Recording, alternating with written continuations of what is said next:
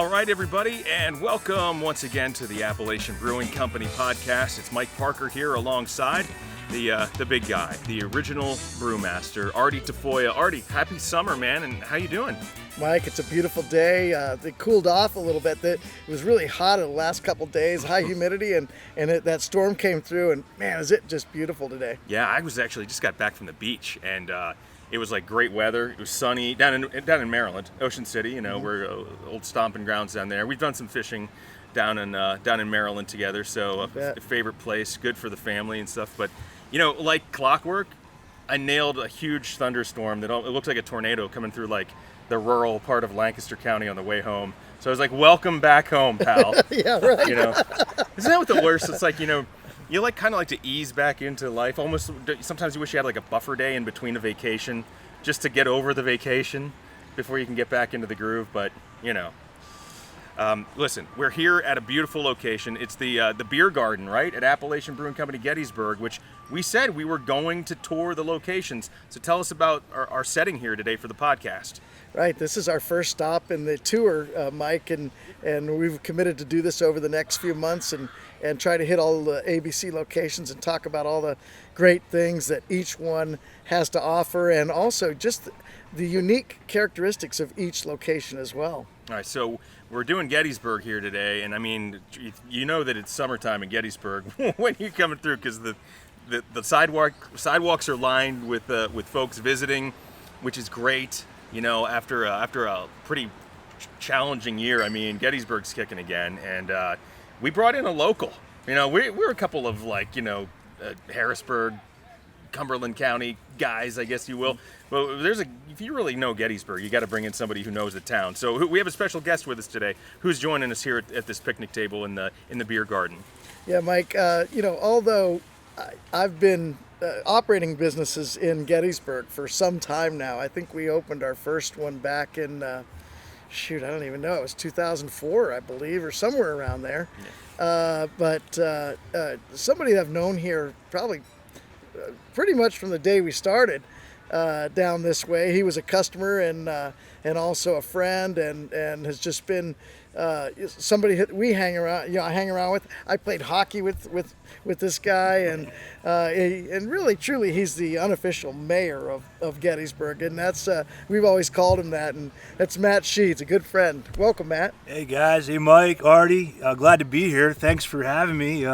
Artie, you're spot on, man. We go back to probably pre 2004, before you started down here, and we've been drinking beer ever since. But glad to be here. Looking forward to sharing some good stories about our friendship, about the history of beer in Gettysburg, and some other great stuff. Cool. Well, I mean, let's just consider you our unofficial tour guide. He's the unofficial mayor. He's the unofficial everything. Are you an unofficial anything, Matt? Seriously. All right, but I'm an official beer drinker. I don't know about that. Well, that's a great transition then. So we're talking beer here, so cheers. Guys. And I have with me today in my pint glass, this is the On Point Pils. Artie, tell me about this beer. Just a great Pilsner beer. You know, using some really cool hops. Bruce did such a great job at designing this beer. He took our Pilsner and took it up a level. It's just nice, crisp, clean, everything you want in a Brewpub type Pilsner. Let's go around the horn here. What are you drinking, Artie? A little right, than what I got here in the pint. You know, we're coming out of May and into June, and I've got the Maibach in my glass, and you know, the unofficial name of the Maibach, since unofficial is going to be the official theme today. Yeah. So it's the unofficial name is Mind Block, you know, and that's what we called it many years, because it would come out in May and we didn't remember anything till like July. I already have some personal stories down the road I'd love to share with you about the Maibach. We'll get to that later on, man. That honestly got to be great. What's in the mug, drinking? Matt? So it's my go-to. It's the Susquehanna Stout. Those of you who know me know that I probably am not the kind of guy. I'm not looking like the kind of guy that drinks light beer. I'm built a little stocky, and so this Susquehanna Stout goes solid all year for me. I'm not looking to count calories. It's cool. It's a good staple. Well, we've been learning about that and trying to kill some of those misconceptions too. That, you know, as the seasons change, certainly it's natural, especially in the craft beer industry, to like, you know, beers roll around with the seasons, but you don't have to be married to a certain style. It's a certain time of year. You like what you like. Absolutely. And actually, I was just at a party over the weekend, and a buddy of mine was like, "Help me clean some of these oddballs out of the fridge," right? Which is a great kind of party. And I had a porter. He had some sort of porter in there, and it's 85 degrees and sunny, and I'm sipping a porter, and it was fantastic. So let's talk about what we have on tap right now that's exciting that people can look forward to, Artie, if we're heading down here to Gettysburg or any of the Brewpub locations in July, August. What's coming up? Well, we did come out with a Maibach here more recently, and probably the most exciting thing, Mike, is we were able to can our first beers at Appalachian Brewing Company. Our first cans came out last week. It was a Sigma Oasis, which is a hazy IPA, New England Hazy, and another New England Hazy as well that is called Chasing Shadows. And they're two beers that are very similar but very different. And the cool thing is you're able to try both of them and notice the distinguishing characteristics of each one, but also understand that they're very similar in style but different. And one is designed by Bruce, our brewmaster, and the other by our head brewer, Cliff Plank. And these guys are just doing such a great job. I'm so proud of them. So the beer, the new stuff, you're talking about your old standby, the stout. But Matt, as someone who's been around and a Mug Club member, right? Yeah. So what do you go to? What's your old, go to for with the seasons, or is it, So I have a couple that I drink. Share some stories. I think when I first met Artie, pre Artie being down in Gettysburg, was the Scottish ale. I like that was good. The Scotty, I like the old Scotty. Love that and too. I was drinking a lot of that, and I got introduced to talk about the Maibach. I got introduced to that. Artie and the boys used to have the Keg Olympics. Remember the Keg Olympics, Artie? You bet. Right? You bet. So we have these Keg Olympics. I say we, but Artie invited me to come up. Myself and my buddy Mark Clowney, who was my partner. He's a Mug Clubber as well. Mug Clubber number 87, in case you're keeping track. But we were invited to the Keg Olympics, and I at the time, I think our girlfriends had to drive us home. We were like sleeping in the back. We were hammered. We were hammered. I almost feel like we played hockey that night, not very well, but we were absolutely obliterated. Any ever thoughts of doing the Keg Olympics again, or is that thing of the past? We haven't done it for a couple years, but things always are cycle through ABC, and different events that we've tried. Hey, we always bring things back and try things again. But once we get past COVID and everything else, who knows? We can start having fun again, all the way around. Well, we have a big parking lot out back here, so you could probably have a Super Olympics. Yeah, that's right. What is this? Let's do it. Are we sitting here? You might be able to hear the traffic in the back. I know we're here to the unofficial plane of ABC. Yeah, Flyover you just heard that. Ago. Yeah, coming over. For those of you who know history, it was not a Civil War plane because there weren't planes back then. There were hot air balloons, but no planes. Is this Steinware Avenue? Is that where That's we're located? Right. It is. That's right. All right, so we are right at the end of Steinware Avenue here, and this location, actually, it's pretty cool because it's the first time I've been here since the conceptual drawings were around. So when I was working full time for the company in marketing back in 2000, what was it already? 2013, 2000 to I think so, 2015. right in there. Somewhere around the end of there was when you and Jack and a bunch of the Gettysburg local officials and the contractor, everybody was out here with golden shovels, and it was about 99 degrees because Jack was melting by the time. And I thought these pictures look amazing, and I can tell you, the building makes an impression. And I don't even know if this outdoor seating area has been here the whole time, but this is great. Yeah, it really is. And I'll tell you a quick story, Mike, and it's pretty exciting that we were looking at the building over here to my right, and we were trying to figure out how can we make this into an Appalachian Brewing Company. It's what is it? The Heritage? It's the Heritage Center. It's formerly Gettysburg people, the Wax Museum. The Gettysburg Wax that's Museum. right. It used to be the Wax Museum. Yeah. So we were coming in. We met with the owner of the building, and he's like, "Okay, how can we figure out how to get this in here?" And there was a vacant lot across this wooded area, and I couldn't stop looking over there and thinking, there's a lot there. Why are we looking to try to fit a round peg into a square hole over here on this side? And I remember Jack and Sean are like, "Artie, come back." I'm like, "What about this vacant lot over here?" And they're like, "Artie, come on, we're looking Artie, the visionary, we're looking at right? this. We're looking at this building over here." And I'm like, "Wait, come on, just listen to me for a second. What if we were to look at this?" And he's our current landlord, Tim Shields, great guy, Gettysburg native, right? Yeah, Gettysburg native, lives in New Jersey, but he's a mover and shaker. He does things the right way. Artie, right. Don't you agree? He's a super nice guy. We partnered with him to build a building here, and ever since it's just been just a great thing for us, and I think great for Tim too. He's got a great tenant and a great building, and this beer garden here, which is in between the two buildings, has just turned out to be a great place to sit down and have a meal, have a beer. Do you know what used to be here? No, tell us, Matt. So there used to be an Elby's. Remember the Bob's Big Boy and Elby's, the restaurant? Really? I mean, that used to be an Elby's that was here, and they tore Was that it in down. that location there? Or? I feel like the park was always here. Yeah, it was torn down where the current building is, but it was Elby's, Bob Big Boy. Talking about beer, just a quick side story. I apologize. We have Gettysburg College just down the way. And a couple of the Gettysburg College boys back in the day, they decided what were they going to steal? The Bob's Big Boy. Yeah, So I it remember that. it ended up on the That's college campus, right? Yep. The checkerboard. Yeah, with the big burger. Yeah, they recouped that.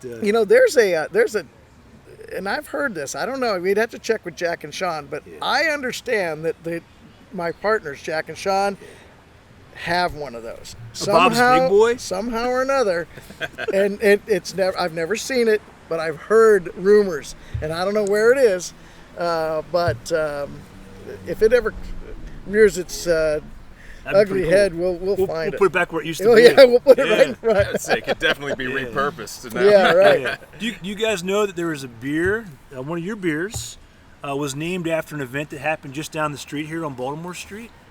Schimmelfinnig? Remember? Oh, yeah, right. You guys had beer. Schimmelfinnig's, what was the It was smoked porter, wasn't it? smoked porter. Well, what happened was, I think it was a General Schimmelfinnig. He got scared when the troops were coming through town, the Confederates, and he hid in a pig pen. You remember? Right. He hid in a pig pen to hide from the troops, and that was the art that was on the beer that you guys had for a while. That's right. So how far was that from here, Matt? Oh, it was probably 2/10 of a mile away. Half a mile tops. But you should bring that one back. Yeah, that's a good one. We have to go back and those classic Get some Gettysburg cool art. beers that we made. We got to get back into that. You Yeah. should. Well, there's a lot of history, whether you look in the history books or, town history, like the Bob's Big Boy. Yeah. Which Right, always reminds me, if you've watched The Simpsons, they have Lard Lad donuts. I don't know if you've ever seen it. It's like a Lard Lad. He's the Bob's Big Boy of The Simpsons. Anyway, I just always have to throw that reference in there. But I think Appalachian Brewing Company, as Artie said, I said, well, we're not really from this area, but honestly, you've basically become from this area when you've operated a business here for 17 or 18 years. So That's right. I'm the one at the table who's not really from here. So I will own up to that. And you're both our local experts here today. So when we come back, we're going to take a quick break. I guess we're going to talk about some food too, because it's summertime, and it's not just like, we're transitioning into summer. It's officially summer, and it's only going to get hotter from here on through the end of, August, and as we get that countdown to Labor Day. So we're going to talk about some food options if you visit the Brewpub, some things that you might be able to pick up here or do at home and pair with some ABC beers, plus a little bit more of that fun, ABC history that surrounds Gettysburg. So we'll be right back. It's Mike, Artie, and Matt, and we'll be right back on the Appalachian Brewing Company podcast.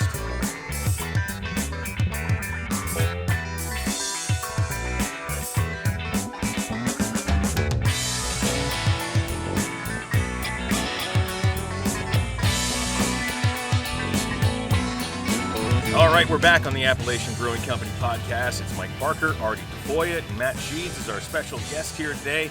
He's our Gettysburg local and our unofficial tour guide here as we visit the borough of Gettysburg this week in Appalachian Brewing Company Gettysburg. And we're here at, Artie, there's a distinction because there's been a couple of Appalachian Brewing Company locations in Gettysburg since like 2004.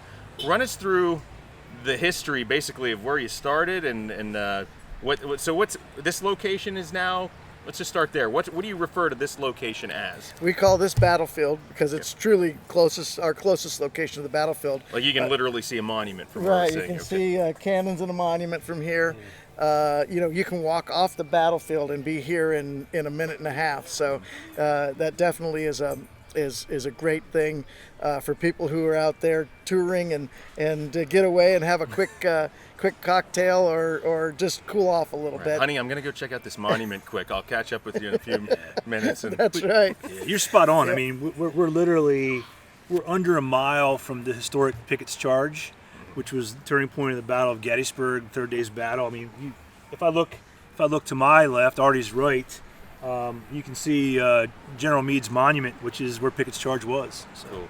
And so That's Matt, great. Artie, going back to it though, the original Gettysburg battlefield location here of Appalachian Brewing Company was sort of it became a victim of history, right? Because I mean, which was bittersweet in a way, because that was the original place, and then what happened there for people who aren't familiar? Yeah, we had a great location on Buford Avenue for the longest time, right? Buford Avenue. I don't know, 10 years or whatever, 10, 12 years.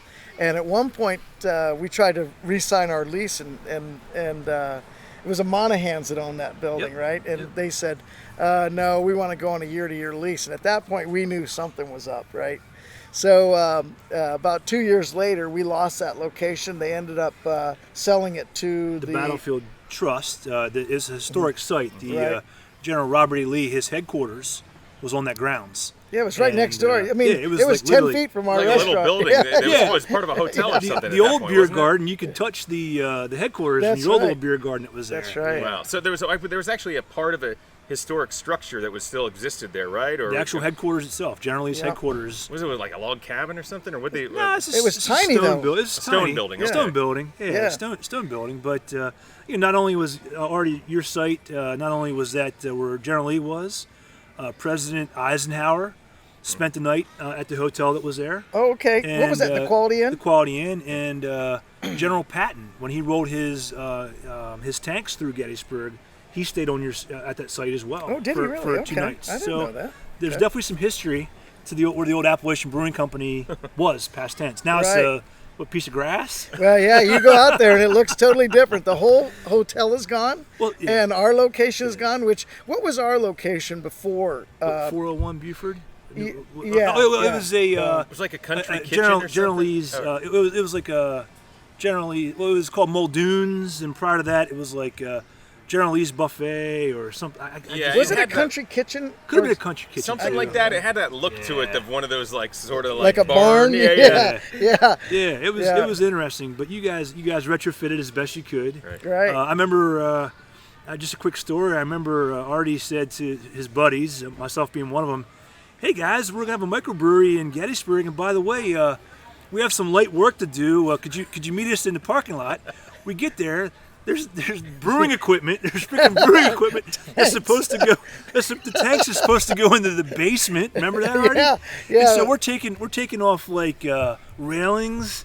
And you had it hooked to some sort of machinery to winch it down. A winch, and, yeah. We slid it down the We stairs, slid it down stood the it up, stairs. slid it across But it was the light, floor. right? I mean, Oh yeah, Oh yeah. it was Those plastic. tanks- Yeah, right. unofficially light. Is that what it is? Unofficially You know, light. No, it was. The funny thing is we bought those tanks from a brewery out of Old Dominion amusement park. King's Dominion. King's Oh, Dominion. King's That- Dominion. you go down yeah. there on 95, you see King's Dominion on King's the Dominion. left before you get to Richmond. And these tanks were designed, apparently the story goes that these tanks were designed by Jack Daniels brewmaster. Yeah. They were going to come out with Jack Daniels beer, and he designed this brewery in King's Dominion. Uh-huh. And these tanks They were built like a tank. They were a tank. They were heavy. Crazy. That's it. I mean, Yeah. the history. Brewing history is ridiculous. They the had- way these things get. They had more ports Repurposed. on the tank. There were more holes in the tank than there was ridiculous. blank space, right? Yeah. And I was like, I don't know what he was doing with these, but he over-engineered them No, he for did. sure. But I'll tell you a compliment to Artie, and again, I hope you don't mind me sidebarring, is, Artie is the visionary, and in my opinion, I'm speaking by myself, but he gets dirty too, and I mean that in a complimentary way. He's in there helping to bring. He's not just pointing, do this, but in there doing it with us, and we were all just trying to make it happen, man. But that was a good day. We had a couple beers afterwards, I'm pretty sure, to celebrate getting the damn tank down in the basement. Yeah. Did you leave the tank in there? Did you just push the dirt in, or No, funny sidebar to that is Carrie, my wife's Carrie, her cousin Dave bought that system for us and moved it to Rusty Nickel Brewing in Seneca, New York. Really? Yeah, and he's still operating and making beer there. He makes his famous beer is Beerios. It's beer made with Cheerios. Cheerios. I love it. Isn't it funny though how nobody really wants to volunteer too much to help, like, the coffee grinder guy or the guy who's. Right. But the guy who has the beer. Yeah, we're all helping, man. We're all, hey, what do you do? Yeah, we're all That's helping, man. Well, we were on the same hockey team, and that's how. Is that how That's we how met? Yeah, we played hockey we together. were playing hockey. What was the and- name of your team? We were called the Dark Pigeons, Oh and, my and so gosh, wow. Yeah. there's an alcohol story behind it. So Nate Voss, who is is he operations guy now? What's his official title? He's our director of operations. Yeah. Nate Voss and Mark Clowney, two guys that I've spoken of. We played hockey together. A couple other guys, but Artie came on. He had a friend, J.D. Mather, said, "Hey, bring Artie on," and we played. We were called the Dark Pigeons, and you're like, "Why the Dark Pigeons?" Well, what happened was, you ever have it's called. I don't mean to be disrespectful. It used to be called a redheaded slut. That's not acceptable. The alcohol That's is right. Jaeger and peach schnapps and Like, similar to like sex on the beach or a cement mixer. Yeah. Or I'm just coming up with some names. Same, of same deal. stuff that, okay. So that's a disrespectful name. The redheaded. Okay, so Nate renamed Especially it. because my wife's redheaded. Right, Yeah, exactly. yeah. So Nate renamed it the Dark Pigeon. I don't know why he called it Dark Pigeon. And when we decided to play hockey, he said we're gonna be called the Dark Pigeons. So That's that right. shot was our name. That's right. Anyway. And we played against each other for years. Appalachian. And then, Artie was so scrappy. And one time they were like, "You got to join our team," and I'm like, "I can't. I got to be on my team." We had an ABC team back then, and when the ABC team sort of disbanded, these guys took me in, and the joke was I was only good at like two things. One was Artie's low to the ground. If you don't know Artie, This okay? is ice So hockey, though? Ice hockey? play roller roller hockey. hockey, Okay, Yeah. thank you. Yeah. But so I was good at two things. One was the face-offs, because I would get down on the face-off and I would be right where the puck hits the ground. Right? You're already there. These guys are up here. I'm down here. I'm like, there's no way he's going to get the puck before I do. So that was one. And the other one was I would bother the Goaltender? you know what Yeah. out of the Hell. either the goaltender or their He drove best me nuts. player. Well, I wasn't the best player. on- JD Well, I know. JD But Mathers. the best player on the other team, Right. Yeah, on the other team. I would just hack at him. So, I would- so Artie's the goon? I was a little. He's like the Sean. You remember Sean Avery? He played for the Rangers. Sean Avery was a pain in the butt. He was the Sean Avery of the Pigeons. Yeah, that was it. Man, so brewmaster, goon, and man, Visionary. visionary. Wow, an unofficial. That's quite a resume. Gettysburg resident. Yeah. Well, no, needless to say, you spent some time in Gettysburg, and it's just great to see as we're sitting here in the summer. It's late June, and it's vacation season, it's tourism season, and it looks like Gettysburg's back. And from the looks of it now, things are getting a little bit back to normal. I think the Brewpub is back too. Artie, are you seeing that? Are you getting a feeling that things are sort of feeling a little bit better here now? Yeah, Mike. We're moving in the right direction. It was a rough year, but we're moving in the right direction. Things are going better for us. We're not still open full hours in any location yet because we've had trouble getting staff. But as soon as everybody gets back to work and we get everybody moving moving and shaking. I think we're going to be able to get back to our. New 2019 was a great year for us, and we were just sort of hitting a stride. And sort of a bummer that 2020 happened because it really took us out of our groove. But we're coming back now, and we've been able to keep a bunch of our key staff around, and I'll tell you what, right now I couldn't be any happier with where we are. Just need to make sure that we always shout out for our staff, because making it through last year, and those of them that are still with us, I can't say how much I appreciate everything they've done and how they've stuck with our company. It's just amazing. Is it fair to say that ABC's hiring? yeah. Signing bonuses? Yeah. Well, just a pulse. Beer. Good beer. Signing if you bonuses, have a beer. pulse, we'll take you right now.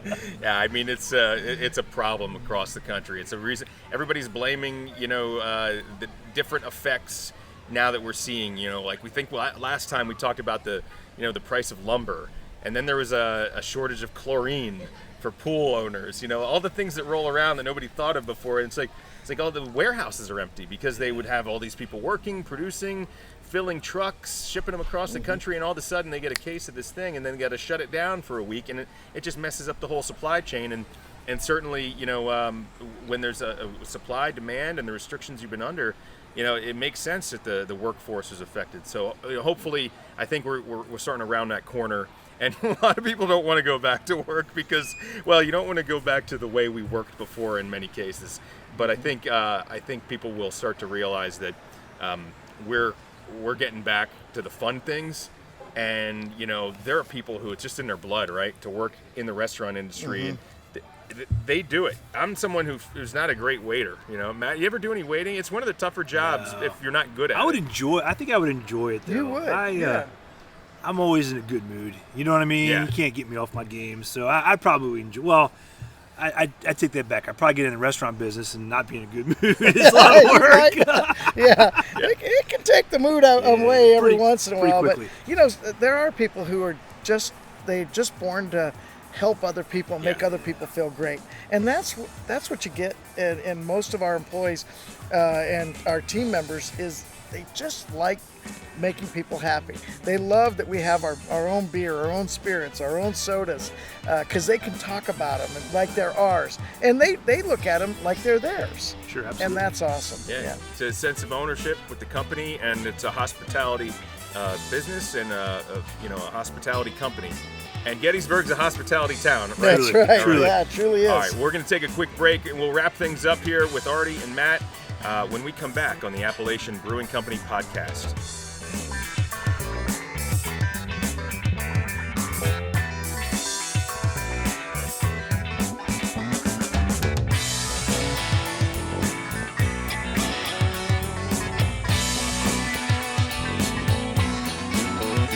Okay, and we're back here to wrap up the Appalachian Brewing Company podcast. And we'll wrap it up. We'll take our time wrapping it up, though, because we're having a good time today here at the Gettysburg Battlefield Brewpub, right along, Artie, where are we at here? Steinware Avenue. Steinware right? Avenue. In beautiful Gettysburg here in summer, and it doesn't get much better than that. Touring the battlefield, shopping downtown, grabbing a beer and a burger, and anything else that's on the menu here at ABC.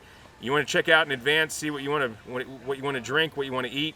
Lots of options. Go to abcbrew.com and find out exactly. It's always better when you can plan your trip. Yeah, plan your trip. Check out our menu, check out our website, and but once you get here, we'll take care of you, and we'll make sure you're fed well and you're able to enjoy a beverage or two. Excellent. All right, so we got our special guests here, Matt and Matt Sheads, sorry, Gettysburg local, longtime Mug Club member here in Gettysburg, and friend to Artie. And let's finish this out. You got a different beer than you started with, so Yeah, it's the Shadows, man. The Shadows beer. It's a good beer, nice IPA, right? Chasing Shadows. Chasing Shadows. Yep. It's tasty. I was thinking Chasing Shadows was something to do with the ghosts on the Gettysburg battlefields, but apparently it might be chasing Sasquatch, huh? Bigfoot. Yeah, Bigfoot, yeah. So the way that beer started out is interesting because Chasing Shadows, there's a couple different ways you can view it. One of the things was like the crime shows. you're chasing a shadow, right? So you're trying to find the who did it, right? And we went that way, and then we went back. But I hadn't thought about the ghost part of it. I like it because it fits right in with Gettysburg. It absolutely does. I mean, it's definitely something you can do. A ghost tour. You right bet. while you're in town. I mean, I saw about 30 signs for Gettysburg ghost tours. Right. I was driving here today. I've got a hazy IPA. It's the Sigma Oasis, and I'm tasting it, and it's great. I think our in the last I haven't drank this yet, but I think somebody on the last podcast did, either you or our guest, and the description's great. It's definitely a drinkable, not so over the top hoppy IPA, right? I mean, it's to describe what a hazy is, because it's still, I see them everywhere, Artie. Yeah, they're much more aromatic than hoppy. That's it. We don't even give them IBUs any longer, because the hops, there's really no hops in the boil.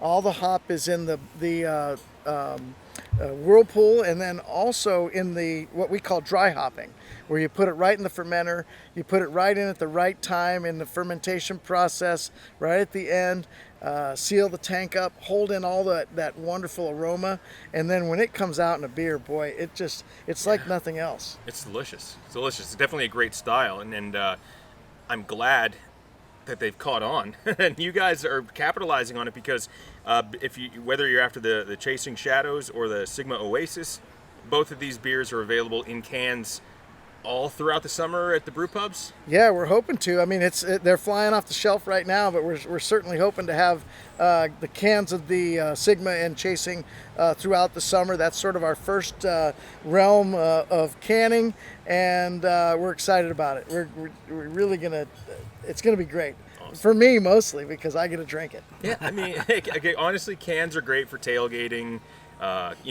Cans are convenient for storage, all the stuff. Oh, there's great reasons. There's going to be some people that just love beer in a bottle or beer in a pint glass, but beer in a can is about as American as it gets, right? Yeah, So I would like to point out, because a lot of people have asked us, are you going to stop bottling because you're canning? And no, we see that there's still a market for both. Mm-hmm. We've got two great bottling lines in our facilities in Mechanicsburg and Harrisburg. And so, no, we're looking at doing bottles of certain beers, doing cans of certain beers. So there's no reason that we would ever just go away and get back into cans only, just like we were maybe into bottles only, right? Yeah. Well, it definitely adds a little versatility to the operation, though. Like you said, some special offerings in cans here and there, and probably a little bit easier than maybe the bottling process. Is it? I don't know, once you get started? Because probably getting started canning is probably tough. I'll be honest with you. Our bottling lines run fast. Yeah. And they were built to run fast, and we have a big investment in them. Canning runs much slower. The canning machines that we're using are much slower. It's a full day to do about a quarter the amount. But I'll tell you what, we're just happy to be able to add that in as an offering on our portfolio. And who knows what it's going to bring for us in the future. Cool. Well, there's a demand for it, and we're seeing that now. So if you want either the Chasing Shadows or the Sigma Oasis. Thank you, Sigma Oasis.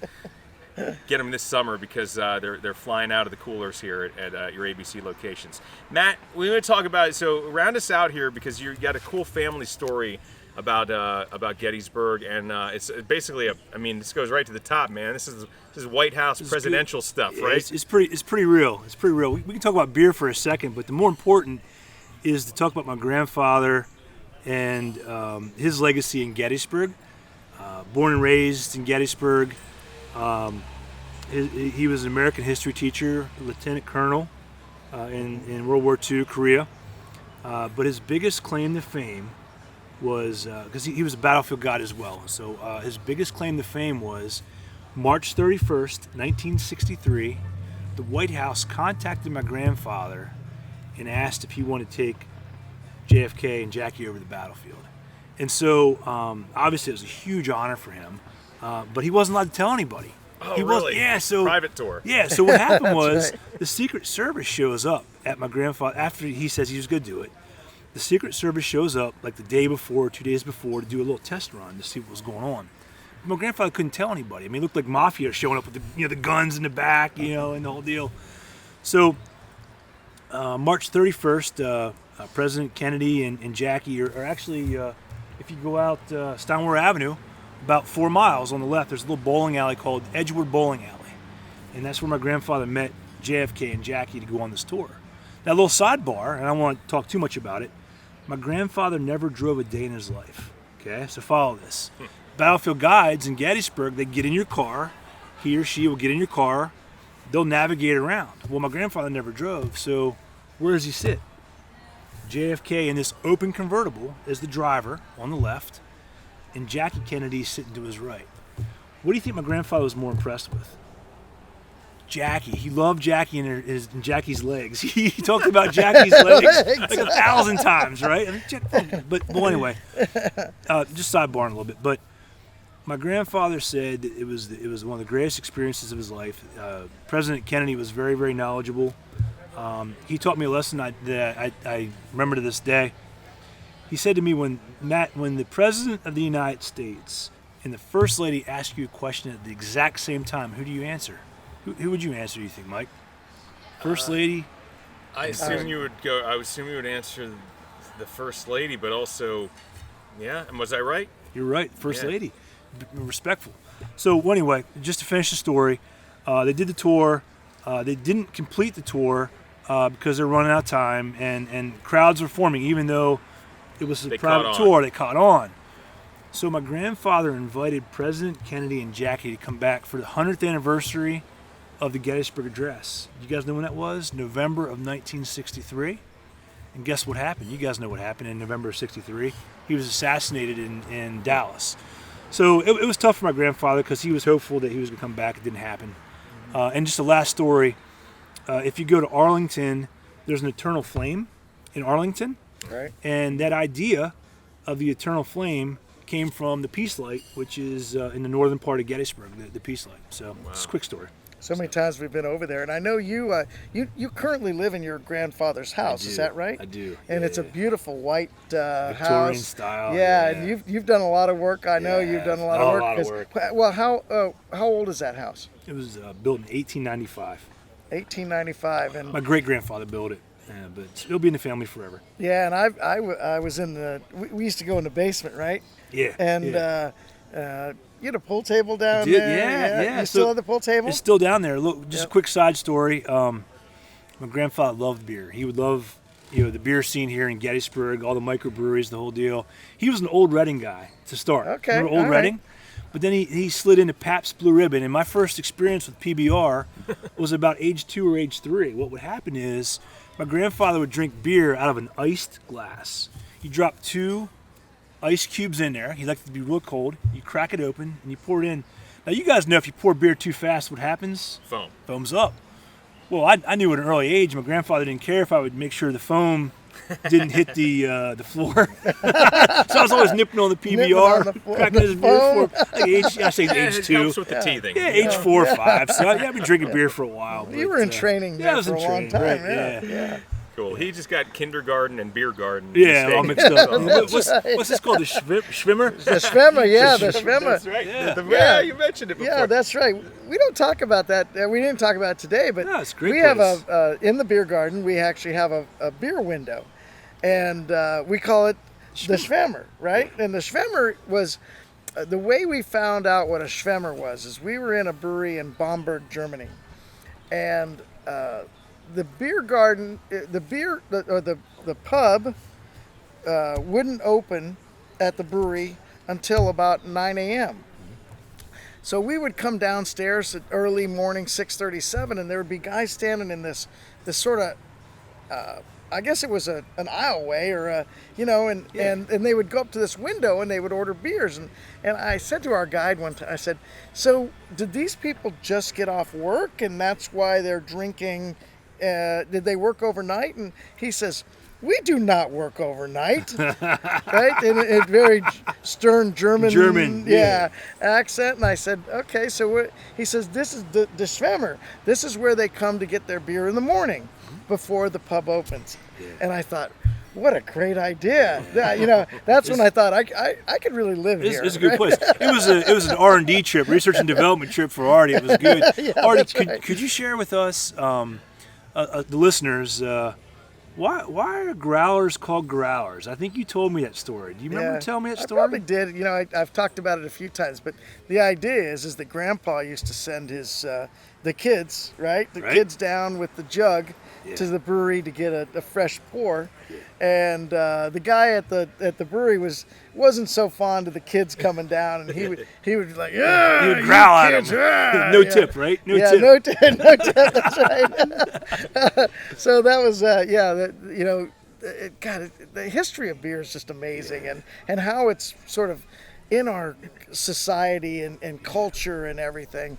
I mean, there are whole cities and towns in America and in Europe, of course, that were built around a brewery, and absolutely. so it's such a great community thing. And we're getting into all these other things now, the seltzers and stuff, but hey, I always go back to the beer. Cheers to that. Cheers to that, Absolutely. guys. Cheers to that. All right, so we're on this tour here of the Appalachian Brewing Company locations, and we've got Gettysburg Battlefield off the list. Artie, where's next? Yeah, check it off the list, Mike, and why don't we head out to Lidditz next? All right, I like it. Does that Lidditz, sound good? Another little historic town with a lot going on. Yeah, wonderful little town. It was voted the best small town in America at one point. Right. And we'll go and we'll hang out there, out on the patio, and maybe do a little tour of town too. All right. Isn't Lidditz the unofficial mile-high meatloaf capital of the world? Don't they eat more mile-high meatloaf than anywhere else? Whoa, easy guys. You got to save something for the podcast, okay? Little teaser, Mike. Little teaser. Yeah, we're like, man, these people love meatloaf out here. Cool. All right, we'll talk meatloaf. We'll talk zombies. We'll do all the other stuff that goes with the town of Lidditz down there and the Appalachian Brewing Company brew pub that's become such a cool part of the Lidditz experience. All right, so we'll see you next time. Thank you for joining us on the Appalachian Brewing Company podcast.